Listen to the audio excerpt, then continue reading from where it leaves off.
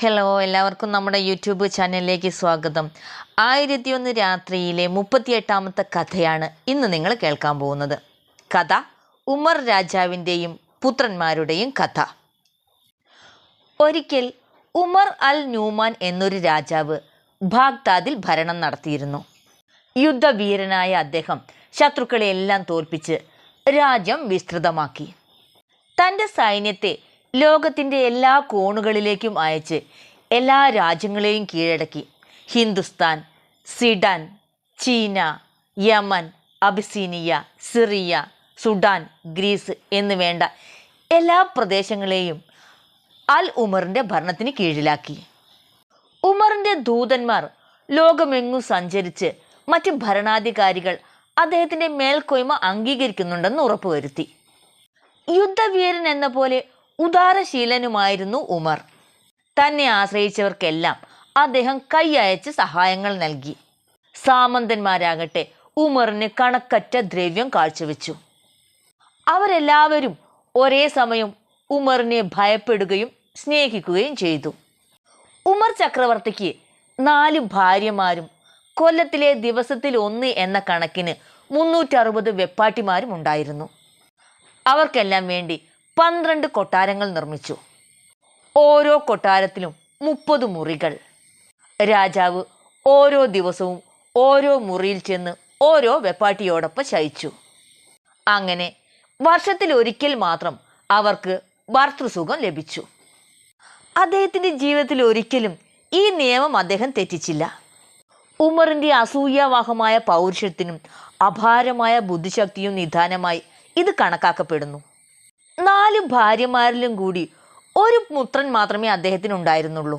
ഷേർഖാൻ എന്ന ആ രാജകുമാരൻ 20 വയസ്സായപ്പോഴേക്കും ആയോധന കലയിൽ നിപുണനായി. തൻ്റെ അച്ഛനെ പോലെ ശത്രുക്കളെയെല്ലാം കീഴടക്കി യശസ് നേടി. ഉമർ ആകട്ടെ തൻ്റെ അനന്തരാവകാശിയായി ഷേർഖാനെ നാമനിർദ്ദേശം ചെയ്തു. കാലം അങ്ങനെ കടന്നു പോവുകയെ എല്ലാം നിയന്ത്രിക്കുന്ന സർവേശ്വരൻ കനിഞ്ഞ് ഉമറിൻ്റെ വെപ്പാട്ടിമാരിൽ ഒരുവൾ ഗർഭവതിയായി. രാജാവിനെ ആ വാർത്ത അത്യധികം സന്തോഷിപ്പിച്ചു. അതൊരാൺകുട്ടിയായെങ്കിൽ എന്ന് രാജാവ് ആശിച്ചു. അതുകൊണ്ട് തന്നെ ഗർഭിണിയെ ശുശ്രൂഷിക്കാൻ പ്രത്യേകം ഏർപ്പാടുകൾ ചെയ്തു. രാജകുമാരൻ ഷേർഖാൻ ഇത്രയും ആയപ്പോഴേക്കും നേരം പുലർന്നത് കണ്ട് ഷഹറസാദ് കഥ പറച്ചിൽ നിർത്തി. അടുത്ത രാത്രി സമാഗതമായപ്പോൾ അവർ കഥ തുടർന്നു. രാജകുമാരൻ ഷേർഖാൻ ഈ വാർത്ത കേട്ട് ഞെട്ടി. രാജ്യം ഭരിക്കാനുള്ള തൻ്റെ അവകാശം ചോദ്യം ചെയ്യപ്പെടുമെന്ന് അദ്ദേഹം ഭയന്നു. അതുകൊണ്ട് തന്നെ അതൊരാൺകുഞ്ഞാണെങ്കിൽ കൊന്നു കളയണമെന്ന് തീർച്ചപ്പെടുത്തി. ഗർഭിണിയായ ആ വെപ്പാട്ടി സഫിയ എന്നു പേരുള്ള ഒരു ഗ്രീക്കുകാരിയായിരുന്നു. കൊട്ടാരത്തിലെ അന്തേവാസികളിൽ വെച്ച് ഏറ്റവും സുന്ദരിയായ അവളെ ഗ്രീക്കുകാർ സമ്മാനിച്ചതാണ്. സൗന്ദര്യത്തിൽ മാത്രമല്ല, ബുദ്ധിശക്തിയിലും അവൾ കഴിവുറ്റവൾ തന്നെ. കിടപ്പറയിൽ വെച്ച് രാജാവിനെ ഹിതകരമായി സംസാരിച്ച് തൻ്റെ ഇഷ്ടങ്ങളൊക്കെ അവർ സാധിച്ചെടുത്തു. അങ്ങനെയിരിക്കെ സഫിക്ക് പ്രസവ വേദന തുടങ്ങി. കുഞ്ഞ് ആണോ പെണ്ണോ എന്നറിഞ്ഞു വരാൻ ചക്രവർത്തിയും ഷേർഖാനും ഓരോ ഷണ്ടന്മാരെ ഈറ്റില്ലത്തിന് സമീപം നിയോഗിച്ചു. അല്ലാഹുവിൻ്റെ കൃപ കൊണ്ട് പ്രസവം ക്ലേശരഹിതമായിരുന്നു.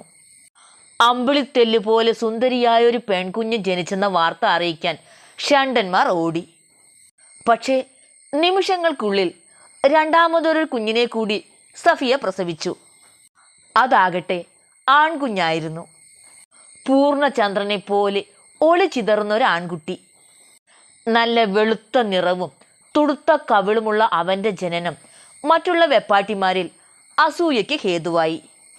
ഉമർ ദൈവത്തിന് നന്ദി പറഞ്ഞ് സന്തോഷത്തോടെ സഫിയയുടെ അടുത്തേക്ക് ഓടി.